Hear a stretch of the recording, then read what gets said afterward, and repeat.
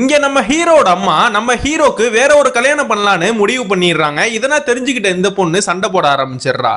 அதுக்கப்புறம் தான் இவனுக்கு எல்லா விஷயமும் தெரிஞ்சு இவங்க அம்மா கூட சண்டை போட ஆரம்பிக்கிறான்.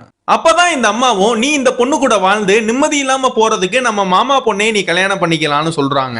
ஏற்கனவே இவங்க ரெண்டு பேருக்குள்ள இருக்கிற சண்டையில யார சமாதானப்படுத்தணும்னே தெரியாம கஷ்டப்பட்டுட்டு இருப்பான். இப்ப திரும்ப சும்மா சும்மா சண்டை போட்டுட்டே இருக்கிறனால நான் உயிரோட இல்ல நான் செத்து போயிடுறேன்னு வெளியில வந்துடுறான். அப்ப இந்த பொண்ணும் இவங்க அண்ணனுக்கு கால் பண்ணி நீ சொன்னதுதானா கரெக்ட், நான் இவனை கல்யாணமே பண்ணிருக்க கூடாதுன்னு புலம்புறா. இதனா கேட்ட இவனும் வீட்டுக்கு வந்து வீட்டுல உள்ள எல்லாரையுமே அடிச்சு போட்டு தங்கச்சியும் தங்கச்சியோட குழந்தையும் கூட்டிட்டு வந்துடுறான். நம்ம ஹீரோ நைட்டு வந்து பார்த்தா அதுக்கப்புறமா தான் இங்க நடந்த எல்லா சண்டையுமே இவனுக்கு தெரியுது. இதெல்லாம் தெரிஞ்சுக்கிட்ட இவன் அவங்க வீட்டுல போய் சண்டை போட ஆரம்பிச்சிடறான். ஆனா இதுக்கு முன்னாடியே இந்த பொண்ணோட அண்ணன் போலீஸ் ஸ்டேஷன் போய் என் தங்கச்சி அந்த வீட்டுல குடும்பம் பண்றாங்கன்னு என் தங்கச்சிக்கும் அந்த வீட்டுக்கும் எந்த சம்பந்தமும் இல்லன்னு எழுதி கொடுத்துட்டு வந்துருவான். இதெல்லாம் தெரிஞ்சுக்கிட்ட நம்ம ஹீரோவும் ஒய்ஃப் கூட சேர முடியாம ரொம்ப கஷ்டப்பட்டுட்டு கோயில் குளமா சுத்த ஆரம்பிச்சிடறான். தன்னோட மனைவி எனக்கு கிடைக்கணும்னு நிறைய பரிகாரம் செய்ய ஆரம்பிக்கிறான்.